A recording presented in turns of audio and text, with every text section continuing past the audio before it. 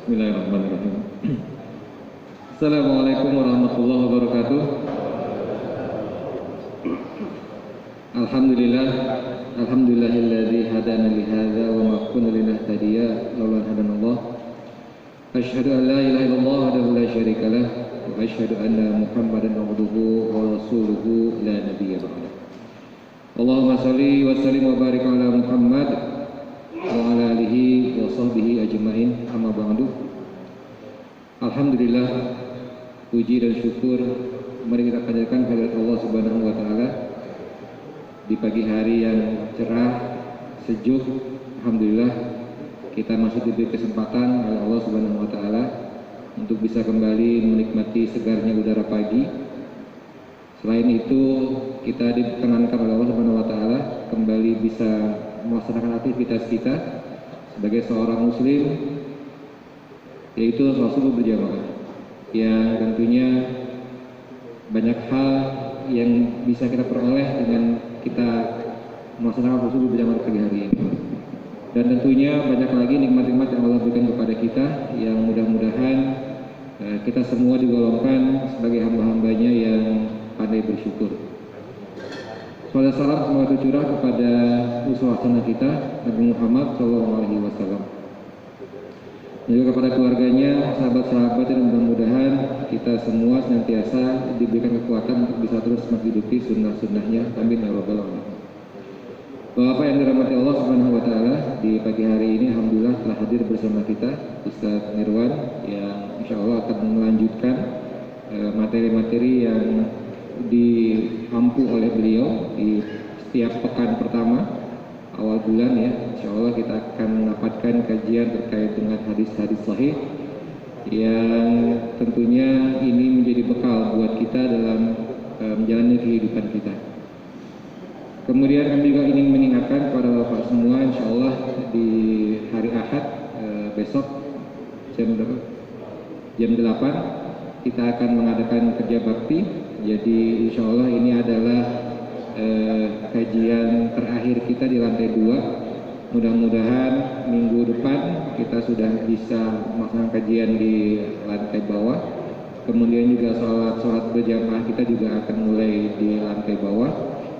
Namun demikian masih terbuka kesempatan buat kita semua, buat seluruh warga muslim Taman Raya 2 khususnya, dan juga seluruh warga muslim yang ada di Tangerang, yang di Cipondoh, bahwa kita masih terbuka kesempatan untuk berinfak, untuk membiayai pembangunan Masjid Quba yang sama-sama kita cintai. Mudah-mudahan Allah Subhanahu wa taala cukupkan rezeki kita, Allah mudahkan untuk kita bisa menyelesaikan apa-apa yang telah kita mulai, dan ini menjadi investasi akhirat buat kita yang tentunya selama masjid ini dibangun, selama masjid ini ada dipakai untuk sholat, tentunya ini akan menjadi hal yang sangat mengalir untuk kita. Kita niatkan insya Allah bahwa sebesar apapun juga yang kita infakkan, insya Allah ada pahalanya di sisi Allah Subhanahu wa taala. Baik Bapak sekalian, kita mulai, kita buka kajian kita pagi hari ini dengan baca basmalah. Bismillahirrahmanirrahim. Ini berasal dari silakan Ustaz.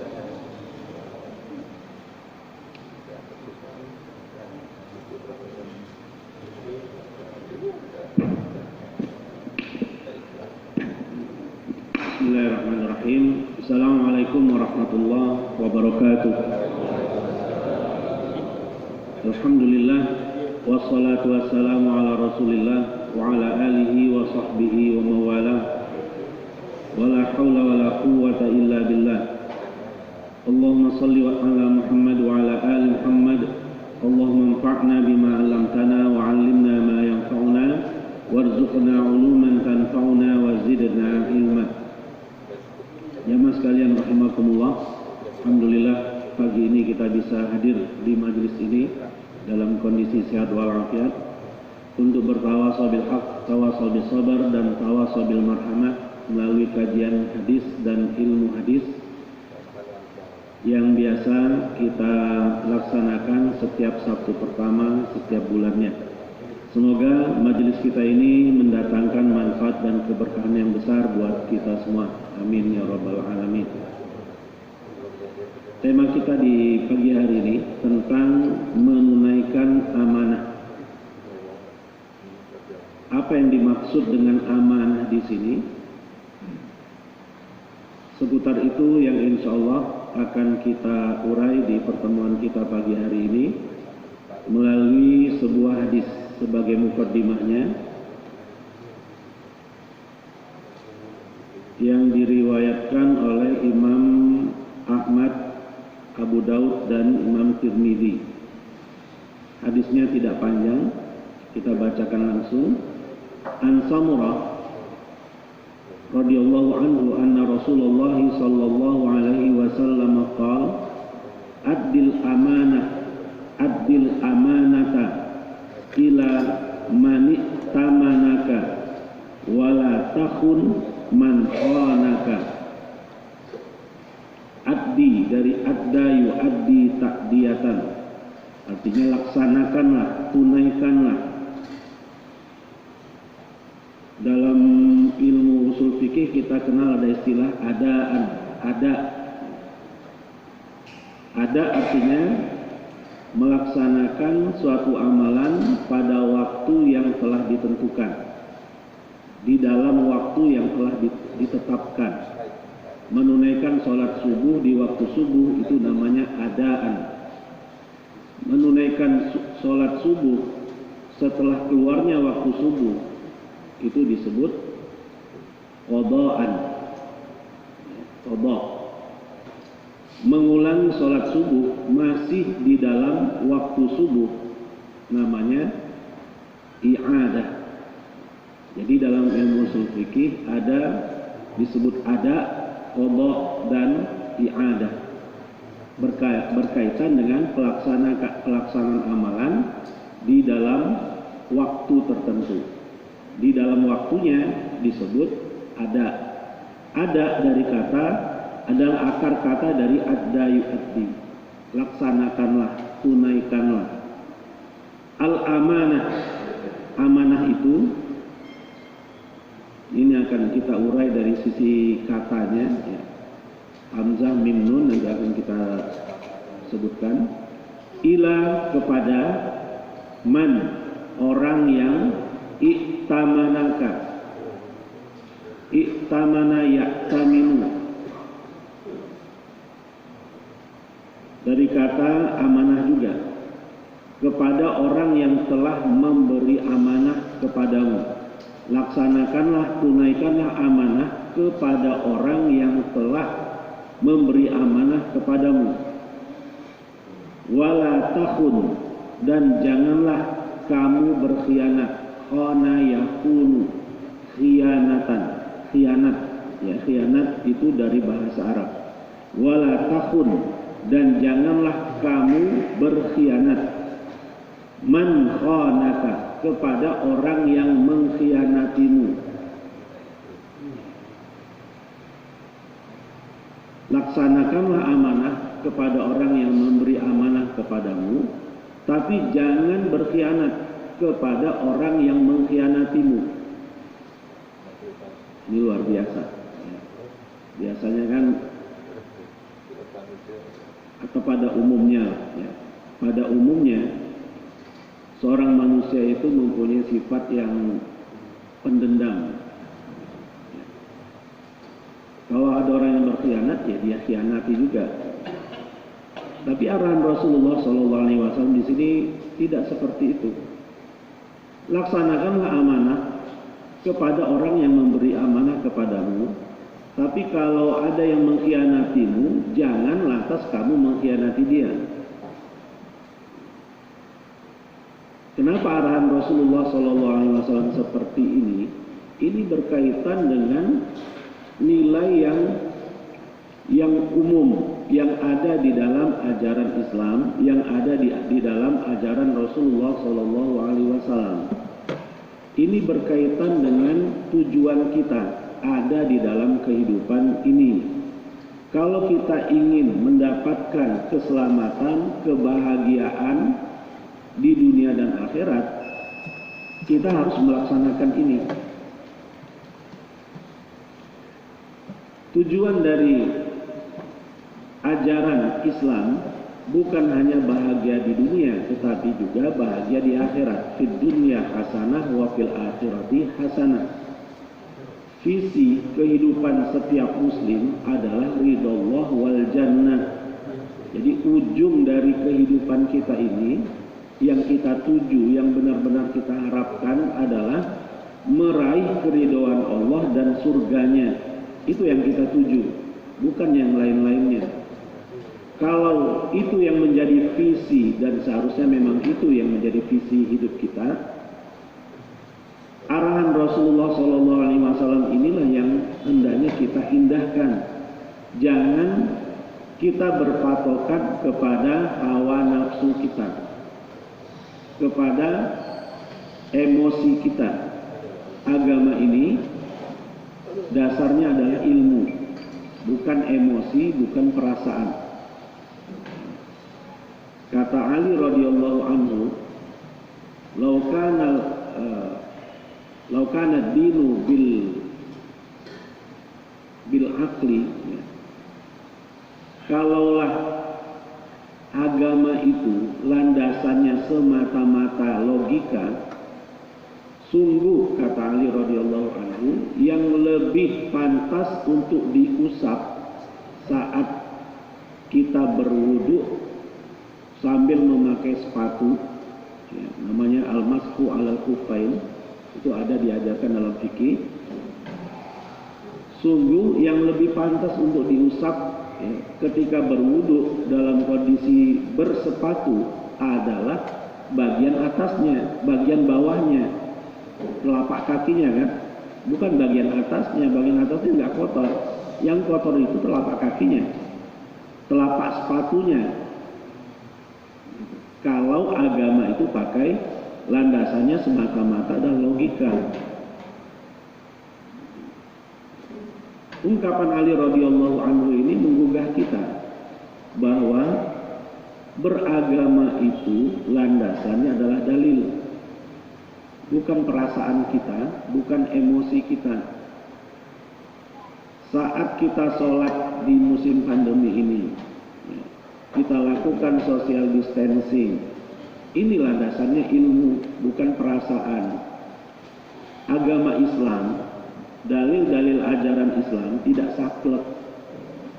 Dalam kondisi-kondisi tertentu ada rukhsah, ada keringanan. Yang tidak bisa sholat sambil berdiri, boleh sambil duduk. Tidak bisa sambil versi duduknya pun yang paling nyaman bagi dia seperti apa. Mau duduk pakai kursi, silahkan. Mau duduknya di atas sejadah, silahkan. Mau kakinya selonjoran, silahkan. Kalau itu yang lebih nyaman bagi dia. Mau dilipat bersila sholatnya, silahkan. Mau versi seperti duduk di antara dua sujud, itu yang nyaman bagi dia, silahkan. Nah, jadi versi duduknya pun tidak dibatasi. Yang nyaman, senyaman mungkin. Ya. Jadi fleksibel. Begitu juga dalam sholat berjamaah. Normatifnya soft dirapatkan. Memang seperti itu aturan mainnya dalam sholat berjamaah. Tapi dalam kondisi pandemi ini, para ulama menyimpulkan hukum yang baru.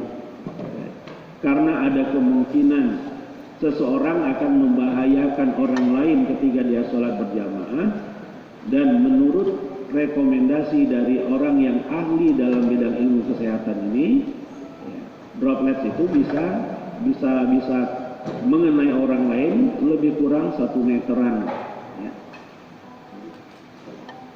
Kalau kurang dari 1 meteran itu bisa terkena. Kalau 1 meter atau lebih malah itu kemungkinan besar nggak kena. Artinya dalam syariat pandangan ahlul khibrah, ya, pandangan orang-orang yang punya pengalaman dalam ilmu-ilmu tertentu itu diakomodir, ya, bisa diakomodir, dan itulah yang menjadi landasan fatwa para ulama bukan hanya di Indonesia. Di Masjidil Haram itu yang dilakukan, di Masjid Nabawi Madinah itu yang dilakukan. Ya, jadi beragama pakai ilmu, bukan pakai perasaan. Ini apa-apaan sholat dijarangkan softnya, padahal Rasulullah SAW memerintahkan untuk merapatkan soft. Akhirnya dia tidak sholat berjamaah di masjid dengan alasan itu. Sekali lagi, agama pakai ilmu, bukan pakai perasaan, bukan pakai emosi. Ya. Sampai ada yang mengatakan sholat dengan menjalankan dengan social distancing itu sholat mazhab WHO katanya. Ya terserahlah. Ya. Yang pasti kita beramal berlandaskan ilmu. Apa ilmunya ini? Ya, yang paling pasti sabda Rasulullah SAW yang juga menjadi landasan kaedah dalam usul fikih, la darara wa la dirar. Dalam fikih ya, ini kaedah fikih. La darara wa la dirar, tidak boleh membahayakan diri sendiri dan tidak boleh membahayakan orang lain. Kita bermasker, prinsipnya itu. Maskerku menjagaku dan menjagamu. Maskermu menjagamu dan menjagaku. Gitu kan slogannya. Itu landasannya la darara wa la dirar. Kita tidak boleh membahayakan diri sendiri dengan tidak memakai masker, karena ya, menurut pandangan ahlul khibrah itu akan membahayakan diri kita. Sebagaimana ketika kita tidak pakai masker itu membahayakan diri kita dan juga membahayakan diri orang lain. Sementara Rasulullah SAW bersabda, la darara wa la dirar, tidak boleh membahayakan diri sendiri dan tidak boleh membahayakan orang lain. Jadi agama bil ilmi, dengan ilmu, landasannya ilmu, bukan perasaan, bukan emosi. Ya. Kembali ke hadis ini.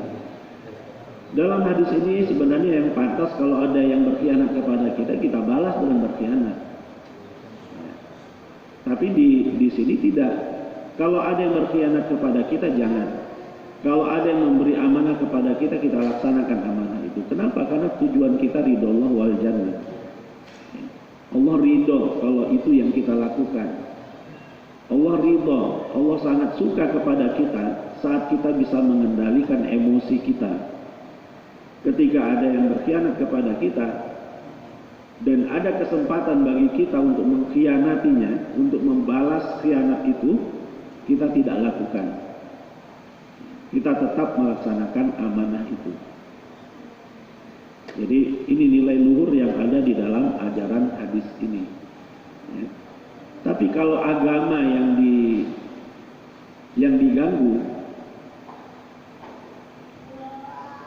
Islam yang di otak-atik, diperangilah katakan, perintahnya tegas. Ya.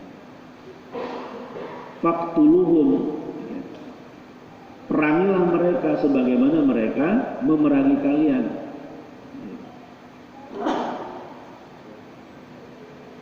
Faqtadu alaihim bimithli ma'tadau alaikum. Saya lupa bentuk ayatnya secara spesifik, tapi intinya balaslah, ya, balaslah kekejaman musuh itu seperti yang mereka lakukan kepada kalian. Itu urusannya urusan peperangan, urusan ketika ada yang menghinakan Islam, memerangi umat Islam. Jadi ada kisos di situ. Tapi kalau dalam urusan ini, bukan dalam urusan peperangan, ketika ada yang mengkhianati kita, kita tidak dibenarkan untuk membalasnya. Kalau orang yang pernah mengkhianati kita, memberi amanah kepada kita, kita wajib menunaikan amanah itu. Walaupun kita punya kesempatan untuk membalas pengkhianatannya. Sekali lagi ini adalah nilai yang luar biasa yang diajarkan oleh Islam, oleh Rasulullah SAW kepada kita. Hadis ini sahih, ya, diriwayatkan oleh Imam Ahmad, Imam Abu Daud dan Imam Tirmidzi dan beberapa ulama hadis lainnya. Nah, berdasarkan hadis ini ada satu ulasan tentang amanah. Amanah itu berkaitan dengan hak. Hak ada dua, hak Allah dan hak manusia. Hukukullah dan hukukul adami. Hak-hak inilah yang nanti akan berkaitan dengan amanah yang akan kita bahas. Yang dimaksud dengan hukukullah ya, adalah seluruh amanah yang wajib ditunaikan oleh setiap manusia. Apa itu? As-salawat, waz-zakawat, wal-kafarat, wan-nuzur, was-siyam, wa ghairu dzalik. Salat, zakat, kafarat, nazar, puasa, dan yang lain-lainnya. Ini adalah amanah yang Allah berikan kepada setiap manusia, bukan setiap muslim ya, setiap manusia. Allah berfirman di surat Al-Baqarah 21, Ya ayuhan nasu u'budu rabbakum alladzi khalaqakum walladzina min qablikum la'allakum tattaqun. Wahai sekalian manusia, beribadahlah kalian kepada Rabb kalian, Allah Subhanahu wa taala, yang telah menciptakan kalian. Yang menciptakan orang kafir siapa? Allah juga kan? Walladzina min qablikum, dan orang-orang sebelum kalian, la'allakum tattaqun, ya, agar kalian bisa menjadi orang-orang yang bertakwa, mengindahkan perintah-perintah Allah dan meninggalkan larangan-larangannya. Ini adalah hukukullah, ya, secara murni menjadi hak-hak Allah. Sekaligus apa yang Allah perintahkan, apa yang Allah larang, itu adalah hak Allah yang harus kita penuhi. Itu adalah amanah dari Allah yang harus kita laksanakan. Ajaran Al-Quran, ajaran hadis, semuanya adalah amanah dari Allah Subhanahu wa taala yang harus kita laksanakan. Rasulullah Shallallahu Alaihi Wasallam sudah menyampaikan amanah dari Allah Subhanahu Wa Taala itu untuk kita, untuk disampaikan kepada kita semua. Tidak ada satupun yang Rasulullah rahasiakan. Semuanya sudah ditunaikan. Addal amanah wa nasahal ummah, dan seterusnya itu disebutkan di dalam hadis. Rasulullah sudah menunaikan amanahnya sebagai Rasul, sebagai utusan. Beliau sudah sampaikan semua apa yang Allah pesankan untuk disampaikan kepada kita semua. Kemudian hukukul ibad atau hukukun nas, hak manusia, hukukul adami, di antaranya adalah hak di antara hukukul ibad ba'dihim ala ba'd, seperti al-wada'i', titipan, ya, barang titipan. Ada tetangga ingin pulang kampung, dia menitip rumahnya, itu amanah, ya. Mimma ya'taminuna bihi ba'dhum ala ba'din min ghairi ittila' bayyinatin ala dzalik, tanpa ada bukti, murni berdasarkan saling percaya saja. Kalau dalam akad kan biasanya pakai bukti, jual beli pakai nota, gitu kan. Nah, kalau amanah dalam bentuk menabung di bank syariah, nah, itu kan ada print outnya mungkin, ya. Atau kita menggadaikan barang di pegadaian syariah, itu ada tanda buktinya. Kalau ini kita nitip ke tetangga, nitip sesuatu kepada teman kita, apakah pakai tanda bukti? Umumnya tidak. Ya, umumnya tidak. Kecuali kalau orang berkenan belum pernah dikenal sebelumnya. Ya, itu yang disebut dengan al-wada'i, ya. Al-wada'i artinya jamak dari wadi'ah. Ya, wadi'ah artinya titipan. Apa hukum melanggar amanah? Di dalam hadis, ini hadis qudsi, ya. Bukan, hadis Rasulullah SAW diriwayatkan oleh Imam Muslim, la tu'addunnal huquqa ila ahliha. Sungguh kalian harus menunaikan hak kepada pemiliknya. Hatta yaqtassal lisyatil jamma minal qarna. Sampai seekor kambing yang tidak punya tanduk akan menuntut balas, akan membalas kepada kambing yang punya tanduk di akhirat. Ya. Akan ada pelaksanaan kisos nanti di akhirat. Jadi semua amanah itu akan tertunaikan, pasti, minimal di akhirat. Makanya Rasulullah SAW mewanti-wanti dalam hadis ini, sungguh kalian harus menunaikan amanah. Sampai-sampai seekor kambing yang tidak punya tanduk itu dapat menuntut amanahnya kepada kambing yang punya tanduk. Maksudnya ini mungkin wallahu alam, ketika di dunianya kambing yang tidak punya tanduk ini ya nggak imbang lah kalau beradu dengan kambing yang punya tanduk, kalah dia. Nah, nanti di akhirat dia akan menuntut, dia akan membalas. Ya. Jadi jangankan manusia, hewan pun bisa menuntut balas kelak di akhirat. Ya. Itu akan terjadi di akhirat. Kalau sudah menuntut balas, lantas diapakan ini hewan-hewan yang menuntut balas ini? Apakah ada surga dan nerakanya? Surga dan neraka khusus untuk mukallafin, makhluk-makhluk Allah yang mukallaf. Kita manusia ini, pemeran utama hidup di bumi ini adalah manusia. Yang kedua adalah jin.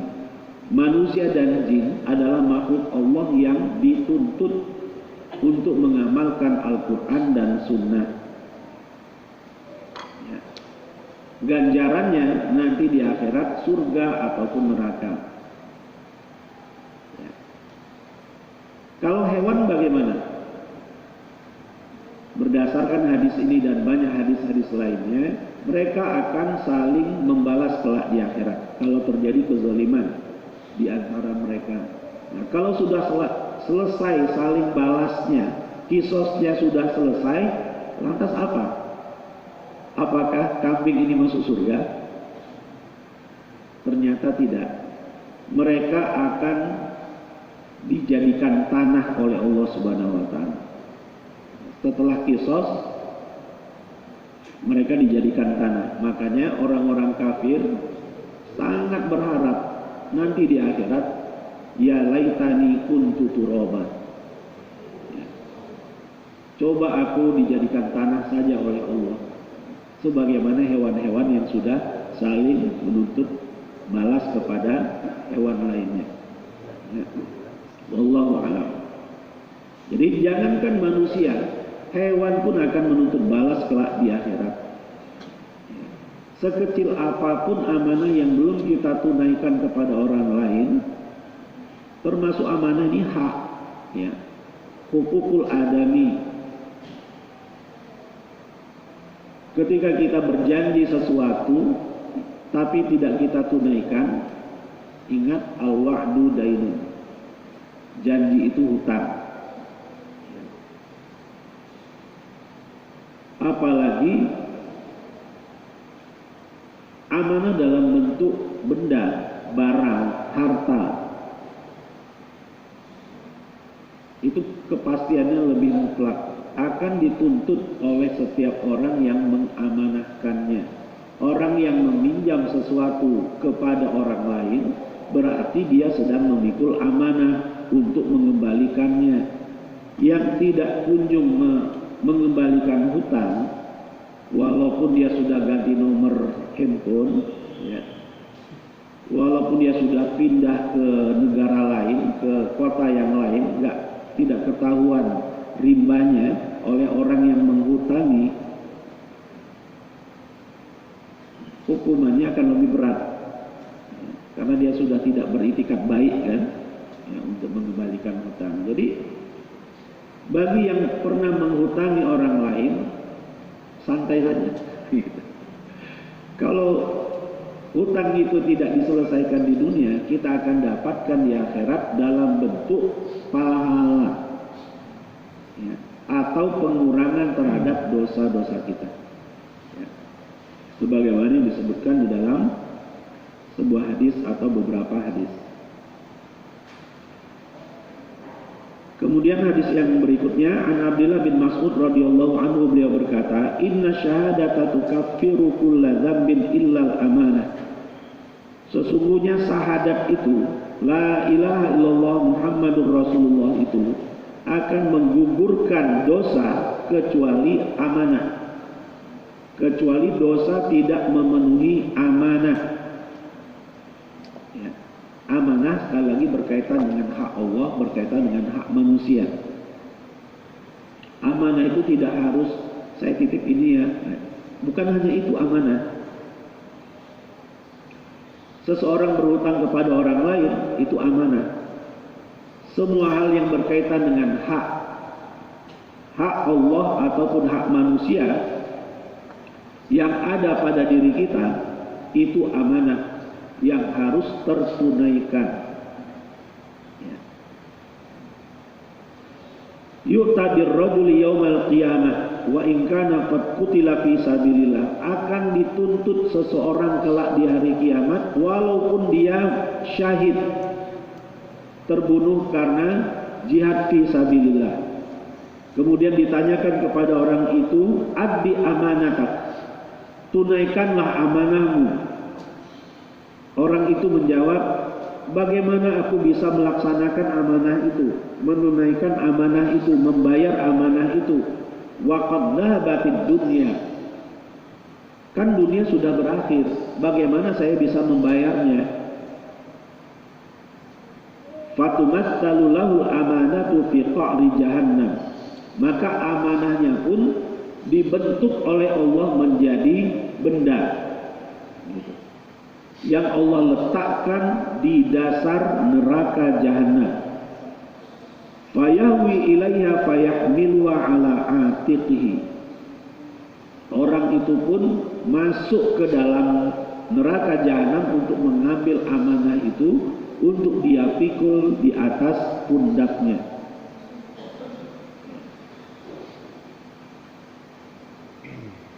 Qala fatanzilu an atiqihi fayahwi ala athariha abadal abidin. Ya.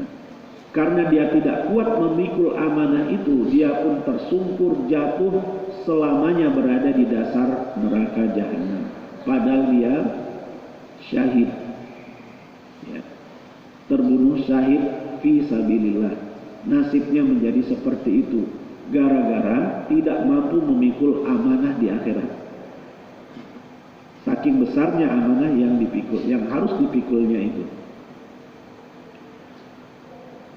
Fa'ataitul Bara', Ibnu Mas'ud mendatangi Al-Bara' bin Azib radhiyallahu anhu yang menceritakan Fa'ataitul Bara' fahaddatsuhu. Aku datangi Al-Bara' bin Azib radhiyallahu anhu, kata Ibnu Mas'ud radhiyallahu anhu, dan aku sampaikan hadis ini. Komentar Al-Bara' bin Azib radhiyallahu anhu, shadaqa akhi, benar apa yang dia katakan. Innallaha ya'murukum an tu'addul amanati ila ahliha. Ya. Al-Bara' bin Azib radhiyallahu anhu menyitir ayat ini. Sesungguhnya Allah memerintahkan kalian untuk menunaikan amanah itu kepada pemiliknya.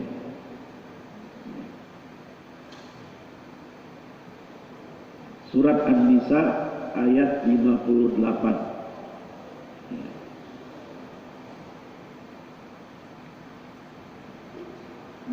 Jadi itu hadisnya, berikut sedikit uraiannya. Selanjutnya kita akan mengurai apa yang dimaksud dengan amanah. Amanah terdiri dari 3 huruf. Bahasa Arab, kata dasarnya umumnya terdiri dari 3 huruf. Amanah kata dasarnya hamzah, mim, nun. Jadi tulisannya di kamus seperti ini, hamzah, mim, nun. Baru setelah itu disebutkan derivasi-derivasinya, cabang-cabangnya, menjadi aminah, yakmanu, atau nanti akan bertambah hurufnya iktamana, yaktaminu. Kalau kita ingin mencari apa arti kata istiqmanun di kamus bahasa Arab, kita cari di hamzah, mim, nun. Jangan dicari di huruf alif, sin, ta. Gak akan ketemu selamanya. Mencarinya di akar katanya. Istaghfara yastaghfiru istighfaran. Kalau kita cari di kamus Arab, di huruf apa itu? Istighfar, nyarinya di huruf ghain, fa, ra. Akar katanya 3 huruf. Istighfar dia terdiri 5 huruf, terdiri dari 5 huruf. Ya. Prinsipnya dalam bahasa Arab akar kata itu 3 huruf. Nah, jadi itu cara kita kalau ingin mencari di dalam kamus. Ya. Mencari di dalam kamus bahasa Arab, mencari kata istighfar yang kita tuju adalah huruf ghain, ghafara, ghain, fa, ra. Nanti akan disebutkan derivasinya istaghfara yastaghfiru akan kita dapatkan di akar kata ghain, fa, ra. Begitu juga dengan amanah. Amanah ada di hamzah, mim, nun. Ya. Ada 3 kata sepadan yang semuanya berakar kata hamzah, mim, nun ini dan saling berhubungan erat, yaitu kata aman, amanah, dan iman. 3 kata ini berakar kata 1, hamzah, mim, nun. Nah, inilah kelebihan bahasa Arab kalau dikaitkan dengan Quran dan Sunnah yang berbahasa Arab, khususnya lagi Al-Quran yang punya nilai kemukjizatan. Ya. Setiap huruf di dalam Al-Quran punya kekuatan. Kekuatan apa? Kekuatan mukjizat. Ya. Kata-kata yang ada di dalam Al-Quran itu bukan sembarangan. Misalnya kalau kita dapatkan kata to'am, secara harfiah artinya makanan, tapi seringkali maksudnya adalah sembelihan. Kadang-kadang kata to'am ditulis dengan alif biasa, alif normal setelah ain. Setelah ain ada alif, to'amun. Tapi kadang-kala ainnya hanya pakai alif kecil saja. Gambaran hurufnya cuma to, ain, mim, tidak ada alifnya. Yang dipakai cuma alif kecil. Bacanya sama, to'amun. Ya. Tapi yang satu pakai alif normal, yang satu pakai alif kecil. Kalau dilafatkan sama persis, nggak ada bedanya. Tapi dalam maknanya berbeda. Kalau pakai alif kecil dengan alif yang normal. Jadi makanya sebagian ulama memfatwakan tidak dibenarkan menulis lafaz-lafaz Al-Quran itu dengan kaedah imla. Menulis Al-Quran itu harus pakai kaedah Al-Quran juga. Kalau pakai kaedah imla nggak dikenal ada alif kecil. To'am ya harus pakai alifnya yang normal. Baik, jadi kata-kata yang berakar kata 1 pasti ada hubungannya. Pasti ada hubungannya. Janazah. Ini contoh yang jauh ya. Janazah. Apa arti janazah? Janazah atau jinazah atau junazah artinya apa? Secara harfiah, janazah itu artinya keranda, burung batang. Bahasa Arabnya janazah atau jinazah atau junazah. Tapi karena keranda itu akrab dengan mayit, pada akhirnya jenazah berarti mayit. Karena akrabnya antara janazah dengan mayit,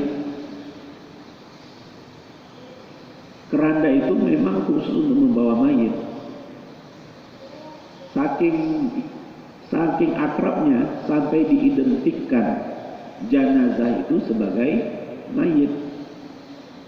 Padahal janazah artinya keranda. Inilah yang terjadi dalam pemakaian kata-kata di dalam bahasa Arab. Begitu juga kalau ada kata-kata yang berakar kata satu pasti ada hubungannya. Antara amanah, iman pasti ada hubungannya. Makna ketiganya hampir serupa, menunjukkan pada ketenangan atau tumakninah. Makna dasarnya adalah ketenangan. Arti kata yang terbentuk dari hamzah mim nun ini.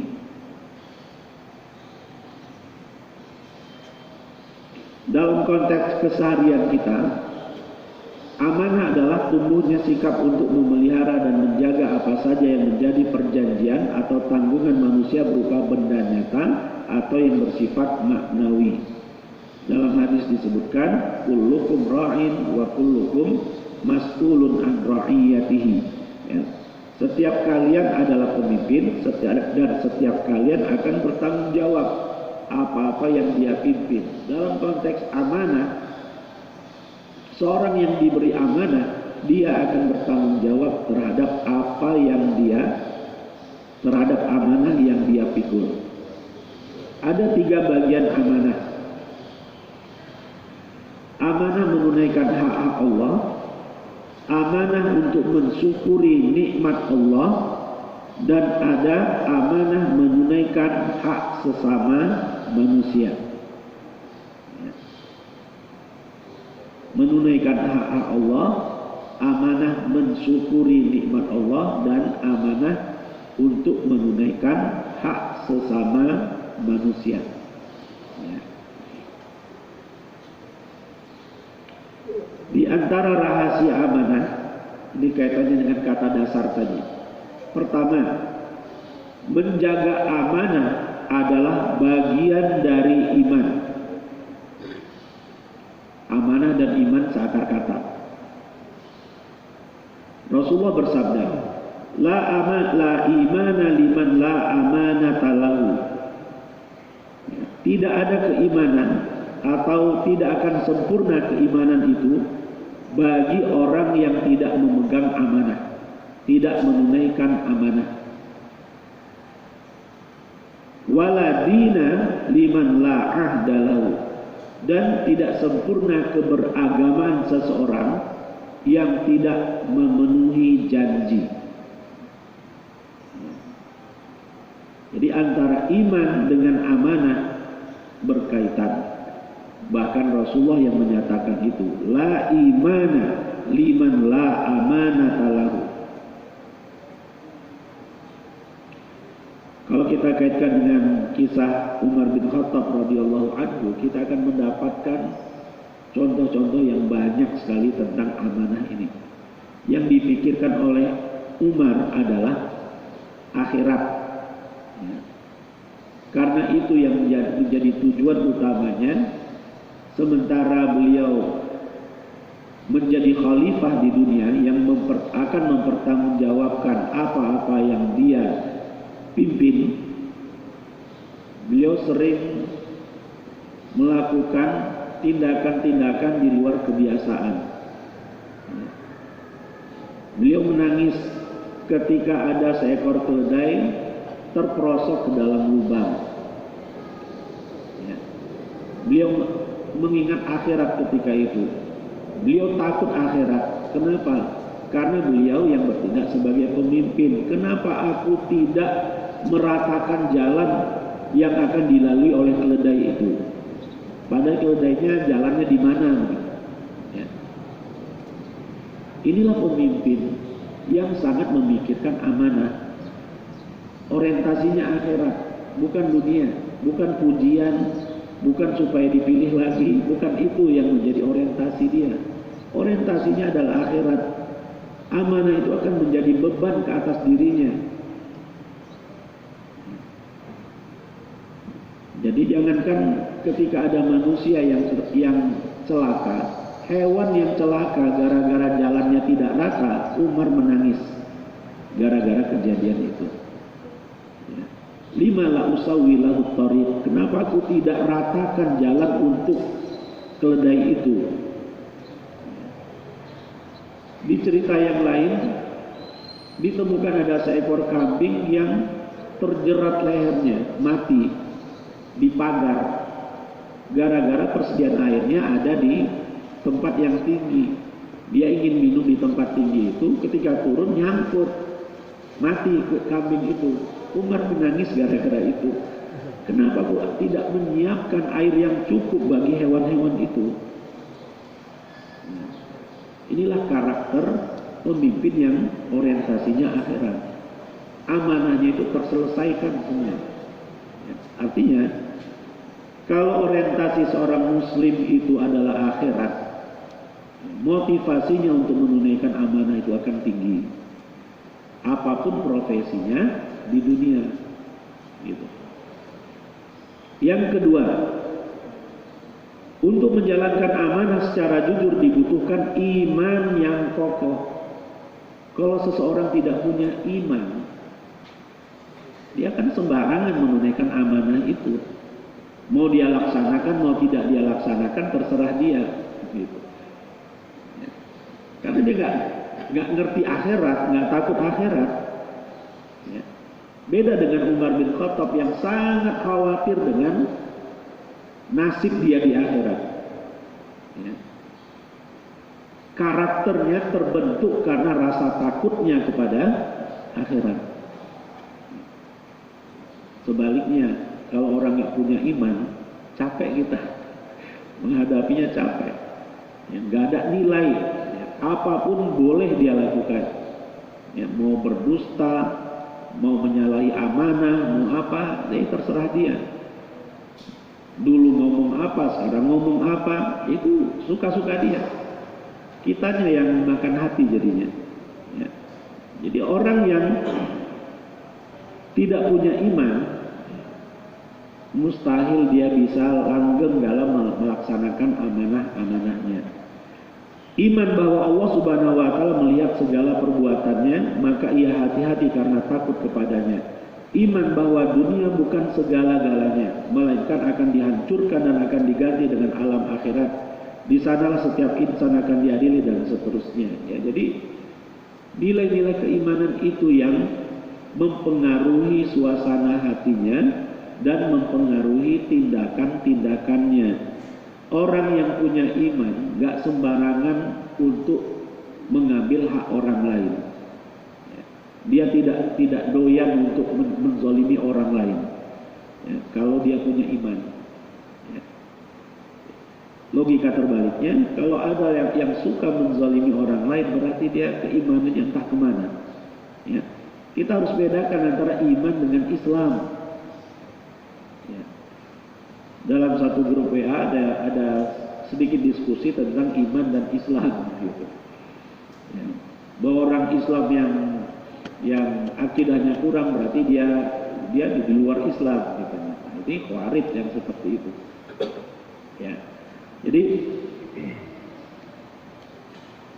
mustahil kalau ada orang yang kurang keimanannya, tidak beriman, itu bisa maksimal dalam menunaikan amanah. Dan yang ketiga, kata amanah identik dengan kata aman. menunjukkan bahwa menjaga amanah dan menjalankannya dengan baik itu identik dengan memberikan rasa aman kepada kemanusiaan. Ya, kalau ada orang yang amanah, masyarakat udah aman lah semuanya. Kalau pemimpinnya itu amanah, aman kita. Ya, jadi antara amanah dengan keamanan itu identik. Dan amanah tidak akan wujud kalau orangnya tidak punya iman. Makanya pemimpin umat Islam itu harus orang yang beriman, harus ulama, dan harus kita bedakan antara antara muslim dengan mukmin. Ya. Kalau muslim itu pemula, gitu. Level pemula itu muslim. Kalau keislaman seorang muslim itu baik, barometernya rukun Islam yang 5, naik peringkatnya menjadi mukmin. Kalau seorang mukmin maksimal dia menunaikan konsekuensi keimanannya, diukur dari 6 rukun iman, khususnya iman kepada Allah dan iman kepada akhirat, naik lagi peringkatnya ke peringkat tertinggi, yaitu muhsin, ihsan. Ya. Seorang yang muhsin nggak perlu disuruh-suruh lagi, nggak perlu diarah-arahkan lagi, dia sudah otomatis. Ya. Dia merasakan pengawasan Allah dimanapun dia berada, yang dengan perasaan itu dia takut menyalahi amanah. Ya, gak usah disuruh-suruh, gak usah ditegur-tegur, dia sudah jalan sendiri. Karena yang dia takut itu Allah. Ya, itu peringkatnya muhsin. Nah, seharusnya idealnya yang memimpin umat Islam itu adalah seorang sosok yang kualifikasinya muhsin. Bukan hanya sekedar muslim. Muslim itu pemula. Ya minimal mukmin lah. Ya, minimal mukmin, bukan hanya sekedar muslim. Ya.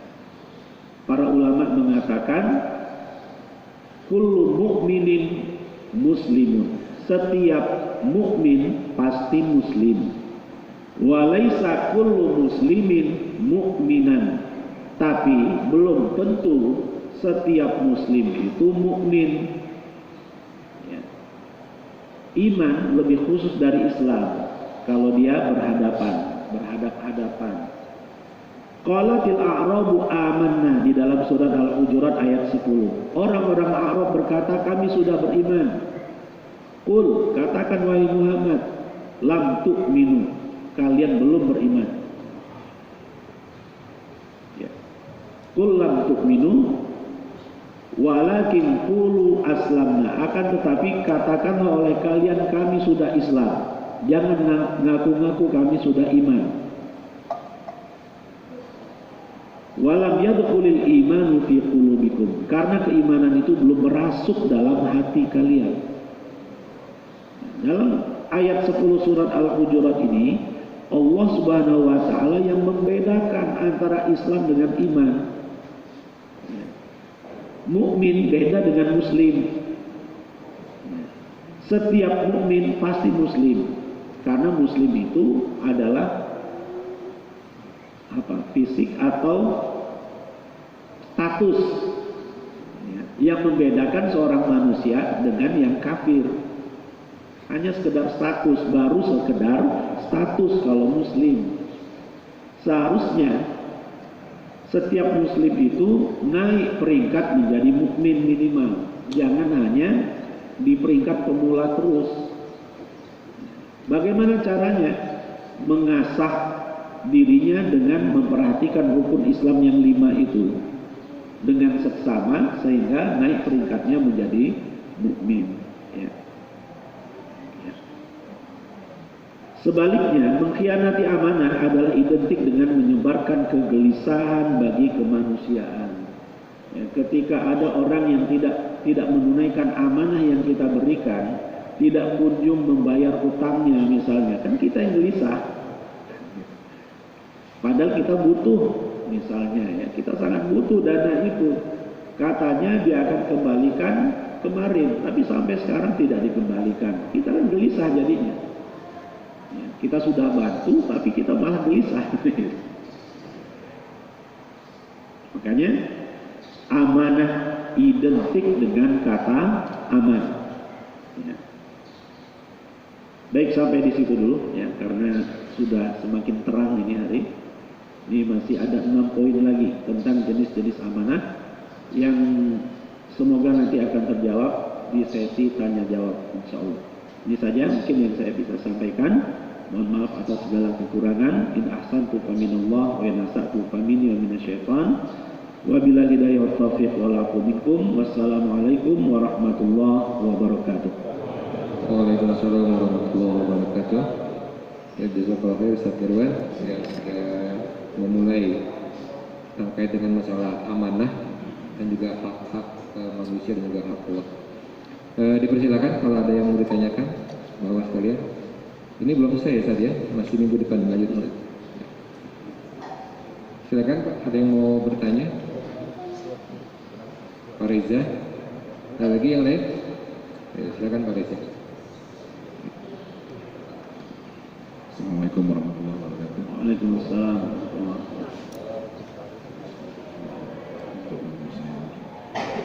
Mudah-mudahan Ustaz dalam keadaan sehat dan dengan ridho Allah. Pertanyaan saya adalah bagaimana caranya kita menghapus amanah yang diberikan kepada kita, menghapus dosa atau amanah yang kita larang, Ustaz. Apakah kita harus bertaubat kepada Allah ataukah kita bertaubat kepada manusia tersebut? Kalau misalnya hubungan sama manusia. Itu yang pertama. Yang kedua,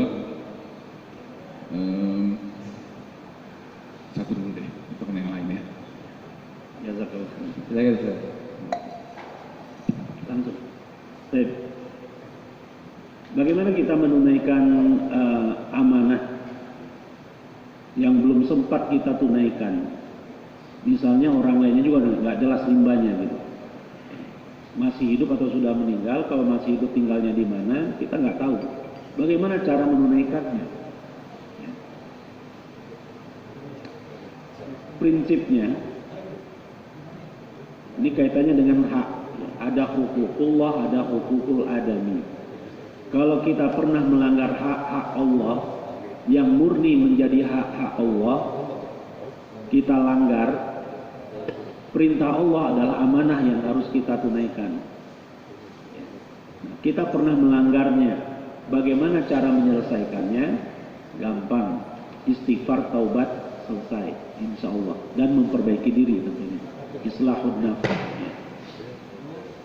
Karena Allah Subhanahu wa Ta'ala tidak berkurang kekayaannya karena kita menyalahi amanahnya.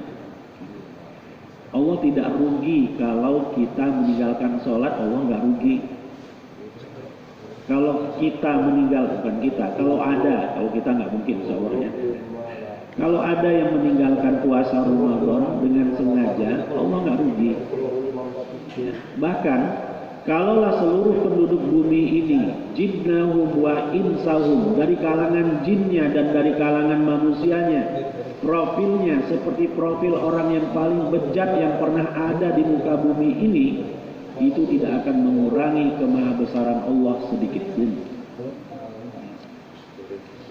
Sebaliknya, kalaulah seluruh penduduk bumi ini, jinnuhum wa insuhum, kalangan jin dan manusianya, profilnya seperti profil orang yang paling bertakwa di muka bumi ini, itu pun tidak akan menambah kemahamuliaan Allah Subhanahu wa Ta'ala. Artinya kebaikan-kebaikan kita untuk diri kita, bukan untuk kemanfaatan Allah. Allah nggak ngambil manfaat sedikit pun dari kebaikan-kebaikan kita. Kemahamuliaan Allah pun tidak akan tercemar oleh karena kemaksiatan kita. Kitanya lah yang rugi. Karena seperti itu karakternya, maka gampang dalam tanda kutip kita menyelesaikannya, yaitu dengan istighfar dan taubat. Dan Allah Maha menerima taubat. Walaupun dosa kita sepenuh bumi dan langit, kata Rasulullah SAW. Kata Allah dalam hadis qudsi, Ya. Walaupun kesalahan kita memenuhi ruang-ruang yang ada di muka bumi ini sampai ke langit, itu semua kecil bagi Allah untuk bisa menghapuskannya dari kita. Ya.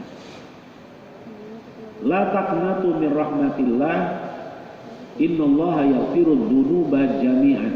Jangan kalian berputus asa untuk mendapatkan rahmat Allah. Sesungguhnya Allah mengampuni dosa-dosa itu semuanya. Apakah dosa syirik itu juga akan bisa diampuni oleh Allah? Bisa. Sampai dosa syirik pun bisa diampuni oleh Allah dengan syarat orangnya istighfar dan taubat sebelum meninggal. Ya. Jadi kata kuncinya di sini istighfar dan taubat. Kalau yang kita langgar hak-hak Allah. Yang berat adalah hak manusia. Hak manusia tidak bisa kita selesaikan dengan istighfar dan taubat. Ya. Kalau hatinya yang pernah kita sakiti harus minta maaf, wajib kita minta maaf. Ya. Yang Allah hitung adalah kita bergerak untuk minta maaf. Bukan dia sudah memaafkan kita, bukan itu. Jadi kita nggak bisa berhusnuzon, alah paling dia sudah memaafkan saya. Gitu. Nggak bisa seperti itu. Itu poinnya untuk dia yang memaafkan kita. Kesalahan kita masih ditanya kalau di akhirat. Minimal pertanyaannya, kenapa kamu nggak minta maaf? Masalah kezalimannya bisa jadi sudah dimaafkan kan? Tapi tentang minta maaf ini wajib hukumnya. Mengembalikan amanah itu hukumnya wajib. Sekecil apapun. Kalau hatinya yang pernah kita sakiti, ya minta maaf. Kalau kita nggak sengaja bagaimana? Kita nggak sadar. Sebenarnya yang kita ucapkan ya nggak ada niat sama sekali untuk menyakiti hati dia.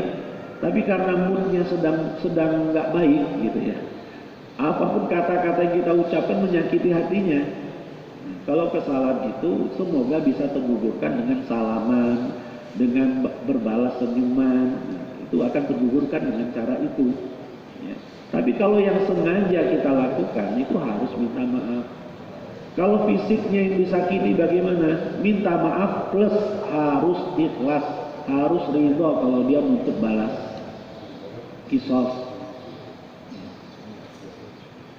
Kalau harta yang pernah kita ambil darinya atau kita pernah pinjam harus kita kembalikan, mutlak. Kalau tidak kita kembalikan di dunia, akan dituntut di akhirat. Ya, menyakiti hatinya, menyakiti fisiknya, mengambil hartanya, ini semua akan dikonversi dengan pahala yang harus dikembalikan kepada orang yang terzalimi.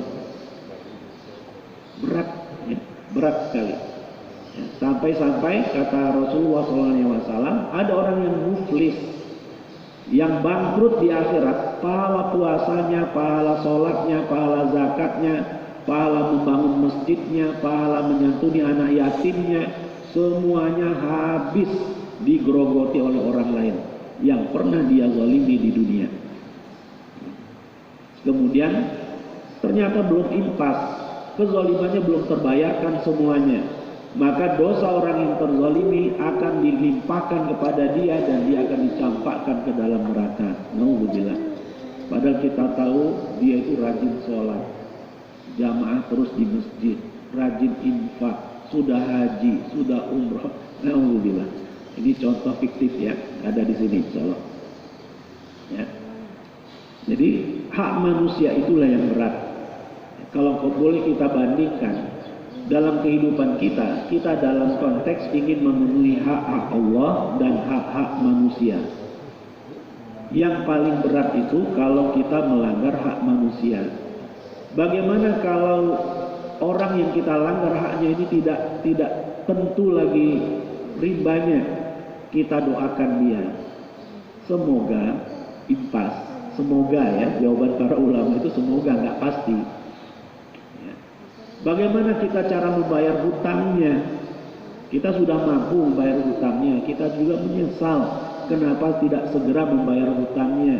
Kenapa tidak selalu mengontak dia untuk mengkonfirmasi bahwa kita belum sanggup membayar hutangnya, sampai dia pindah dari Tangerang, sampai nggak jelas alamatnya, nggak jelas masih hidup atau sudah meninggal. Akhirnya kita nggak bisa menuntaskan hutang kita itu.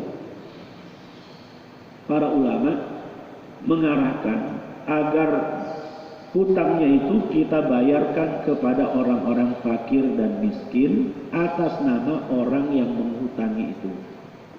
Semoga, lagi-lagi jawabannya semoga, tergantung ke itikat baik kita. Kita benar-benar tulus atau tidak. Yang Allah nilai adalah itikat baik kita. Inilah beratnya kalau ada yang melanggar hak manusia. Nah, seorang pemimpin yang amanah yang dia ingat itu ini gitu. Yang diingat oleh Umar bin Khattab radhiyallahu anhu adalah ini. Sehingga beliau, para pemimpin semuanya tinggal di istana, beliau tidur siangnya di bawah pohon. Sampai tidak bisa dibedakan beliau ini rakyat biasa atau pemimpin. Ketika ada tamu dari luar, orang Yahudi dari Mesir datang ingin bertemu dengan khalifah, bertanya kepada seorang yang sedang tidur di bawah pohon, ternyata yang dia temui itu itulah khalifahnya. Sampai nggak bisa dikenali dia sebagai khalifah, ya, karena tidak ada medsos di zaman itu kan, ya, sehingga tidak populer wajahnya seperti apa, profilnya seperti apa, nggak jelas. Visi misinya seperti apa, nggak jelas, nggak disebutkan. Ya. Tapi begitulah sosok manusia yang sangat mengerti tentang hukum menunaikan amanah. Apalagi kalau amanah itu berkaitan dengan hak-hak manusia. Ya. Itu akan berat. Pemimpin-pemimpin dunia akan berat memikul tanggung jawabnya kelak di akhirat. Bersyukurlah kita yang menjadi orang biasa. Ya. Bersyukur, ya. Karena tanggung jawabnya nggak banyak. Tanggung jawabnya hanya ya keluarga lah, hanya memimpin istri dan anak-anak. Itu pun berat sebenarnya. Apalagi ditambah lagi menjadi ketua RT lagi, tambah lagi ketua DKM. Tambah lagi. Jadi amanahnya kan semakin bertambah. Bagi seorang muslim yang mengerti tentang bab amanah, jabatan itu bukan sesuatu yang dia banggakan. Jabatan itu menjadi suatu beban, ya, yang dia bayangkan itu akhirat. Makanya ucapan yang muncul dari seorang muslim yang diamanahkan untuk memikul sebuah jabatan adalah innalillah, bukan alhamdulillah, bukan sujud syukur. Ketika terpilih atau dipilih menjadi pejabat, bukan bersyukur, bukan sujud syukur, justru innalillah, ya. Bukan malah pesta syukuran begitu ya. Dan ketika jabatannya berakhir, justru dia syukuran, dia sujud syukur, alhamdulillah, selesai sudah. Bukan malah bersedih. Nah, sekarang ini kan beda. Ya. Ketika terpilih, wah, pesta 7 hari 7 malam. Ya. Ketika tidak terpilih lagi, udah stres. Ya, bantuan-bantuan ke masyarakat ditarik lagi. Ya. Akan seperti itu perbedaannya, perbedaan profilnya di dunia akan kelihatan oleh kita. Ya. Siapa yang orientasinya akhirat dan siapa yang orientasinya dunia. Ya. Makanya calon-calon pemimpin yang orientasinya akhirat itu nggak kelihatan sesungguhnya. Kasihan mereka ini ya. Kalau dilibatkan dalam pilkada, dilibatkan dalam pemilu, kasihan. Profilnya itu nggak nyambung dengan sistem demokrasi gitu. Ya. Orangnya pasti low profile, pasti. Orangnya itu tawadu, ya. Berbicara itu apa adanya. Kalau kampanye pun kampanye hanya sekedar mensosialisasikan programnya saja. Ya. Kalau saya terpilih jadi pemimpin ya ini. Enggak, dia tahu hukumnya dia. Kalau ngasih uang ke orang lain dia tahu hukumnya. Itu nggak boleh, nggak berkah. Jadi pertentangan batinnya luar biasa bagi sosok-sosok muslim yang dipaksa untuk maju menjadi calon di pilkada nanti ya, hari Rabu nanti itu. Sebagian teman-teman saya ada di posisi itu soalnya. Saya tahu profil mereka itu nggak seperti itu gitu. Tapi apa boleh buat, kalau tidak dengan cara itu, yang mengambilnya adalah orang-orang yang nggak ngerti agama, yang nggak ngerti amanah, yang akan mengambilnya. Jadi orientasinya adalah kemaslahatan bagi masyarakat. Apa boleh buat? Perangkatnya yang ada cuma perangkat demokrasi, apa boleh buat? Itulah yang harus dilakoni untuk menghindari kemungkaran-kemungkaran yang lebih besar. Jadi di sini babnya adalah bab kemaslahatan. Ya. Wallahu a'lam bishawab. Mohon maaf kalau kepanjangan ya. Satu lagi tadi di belakang. Terima kasih Ustaz. Sebetulnya tadi sudah agak terjawab dikit. Alhamdulillah. Kalau tadi amanah dideskripsikan sampai sebegitu detail seperti Umar yang sangat ketakutan karena orientasinya adalah akhirat. Bahkan seorang syahid pun akan terbebani dengan amanah yang dipikul dan akan tetap berada di neraka kalau tidak mampu memikulnya. Jadi kita hampir berat menerima setiap amanah Ustaz. Karena orientasinya demikian, ini pasti akan dihisab di sana. Jadi kita agak sungkan menerima amanah, ya, walau dalam bentuk apapun. Lalu kalau begini jadinya, bagaimana urusannya? Apakah ada sesuatu yang bisa memotivasi kita ketika kita menerima amanah, tapi sejatinya itu di luar kemampuan kita, tetapi kemaslahatannya diminta gitu. Ya. Allah alam. Jazakallah khairan. Cerita Abu Dzar Al-Ghifari radhiyallahu anhu, ketika beliau memperhatikan sahabat-sahabat yang lain sudah ditugaskan oleh Rasulullah SAW untuk tugas-tugas tertentu, sementara beliau tidak. Beliau datang ke Rasulullah SAW bertanya, "Ya Rasulullah, lima la tasta'miluni?" Ya Rasulullah, kenapa enggak kau jadikan aku sebagai amil, sebagai pengelola Baitul Mal? Apa jawaban Rasulullah SAW? Wahai Abu Dzar, aku lihat kamu ini sosok yang lemah.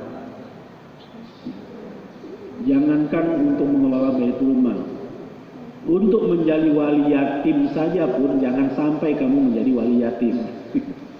Wali yatim itu maksudnya mengelola harta anak yatim.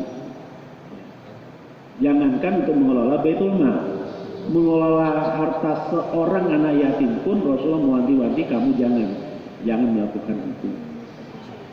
Karena Rasulullah tahu profil Abu Dzar ini, sosoknya hanif, ya, sosoknya warok, ya, dan nggak tegaan gitu. Kalau orang yang nggak tegaan menjaga Baitul Mal, habis Baitul Mal nanti. Yang menjadi bendahara itu harus orang yang perhitungan, orang yang saklek. Orang yang seperti itu profil penjaga Baitul Mal.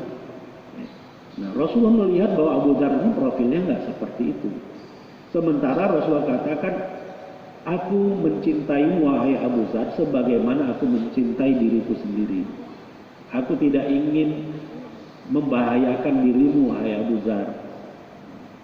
Itu artinya Rasulullah SAW sebagai pemimpin sangat tahu tentang profil sahabat-sahabatnya. Ya, satu persatu beliau ngerti. Ya. Dan poin yang kita ambil dalam cerita ini adalah bagian akhirnya. Ingatlah wahai Abu Dzar, atau barang siapa yang meminta-minta jabatan, dia akan dituntut dengan jabatan itu dengan seksama. Akan tetapi barang siapa yang ditunjuk, dipilih bukan karena keinginan dia. Pemimpin yang lebih tinggi lah yang menunjuk dia. Dia nggak punya sama sekali, nggak punya ambisi untuk jadi pemimpin. Tapi orang-orang lah yang menunjuk dia. Mereka mengira dia ini seorang sosok yang memang pantas menjadi pemimpin atau untuk diamanahkan amanah itu. Kata Rasulullah SAW, "Ustu'in tabi." Engkau akan ditolong oleh Allah Subhanahu wa taala untuk mengemban tugas itu.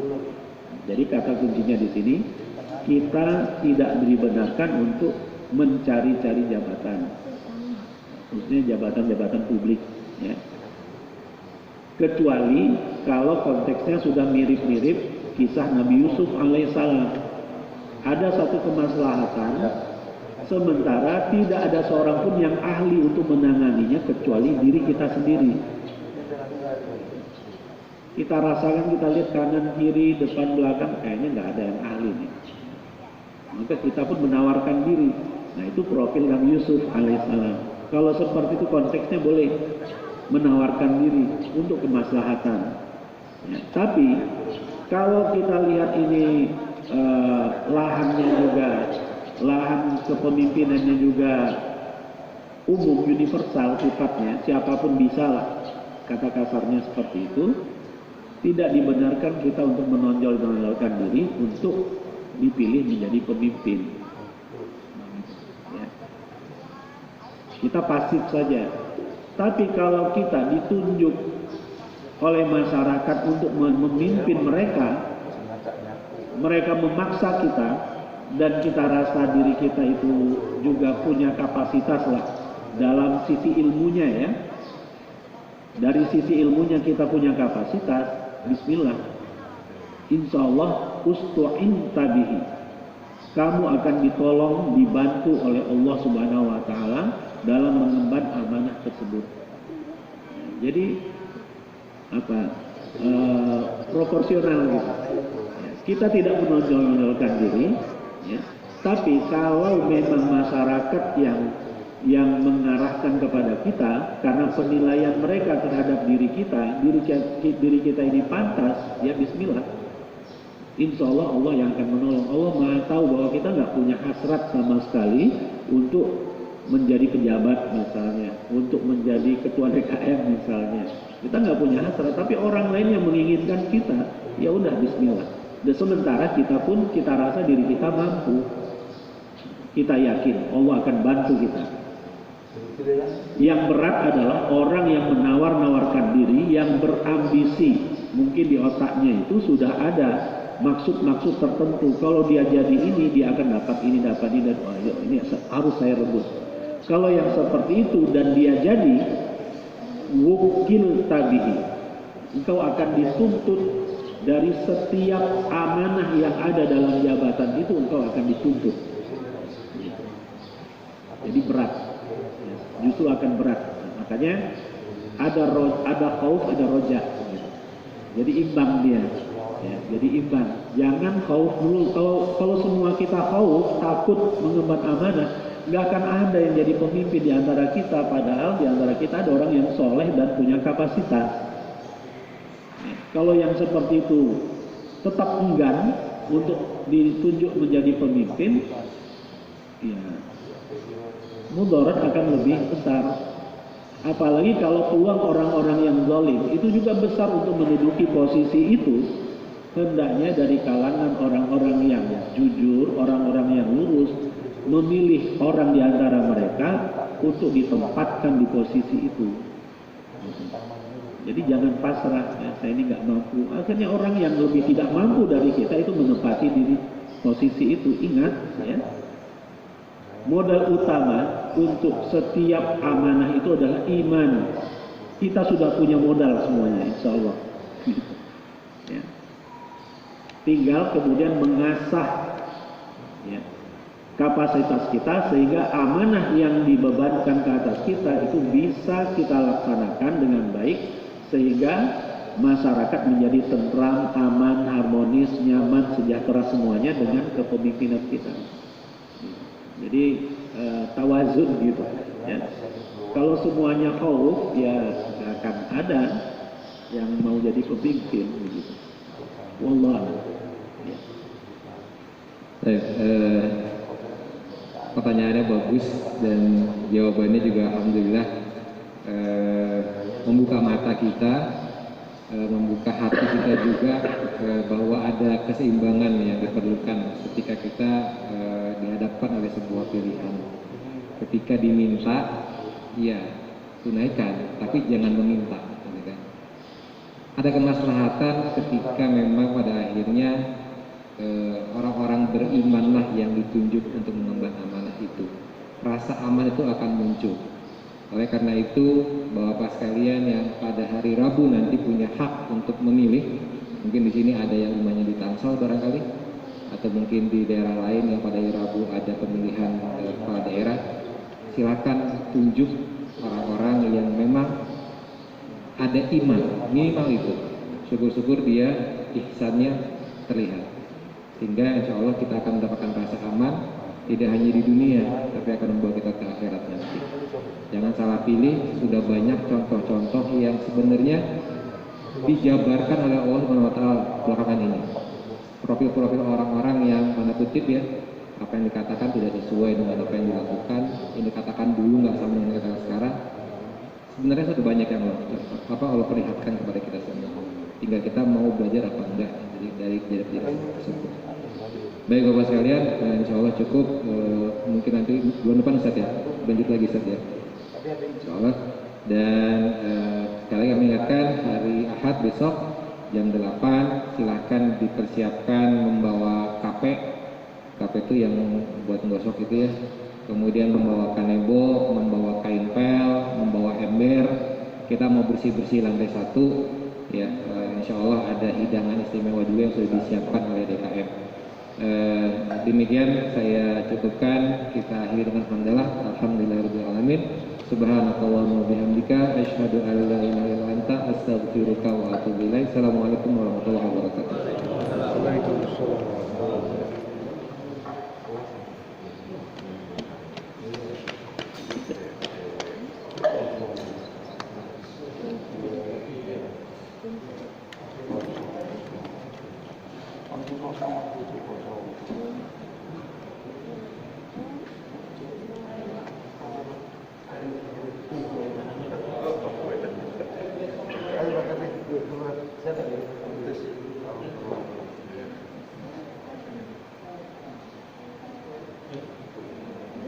Iya, Pak.